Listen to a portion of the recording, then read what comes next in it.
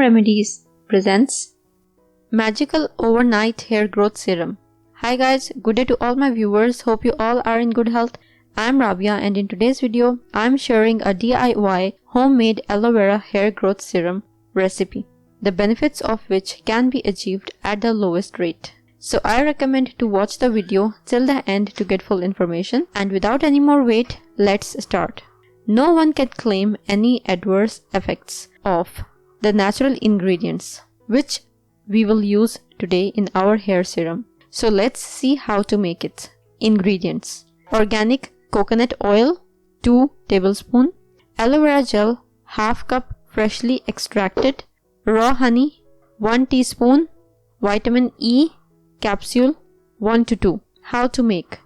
You can take a dropper bottle or dispenser type bottle for ease of use and mix all the ingredients in it so they form a gel like serum.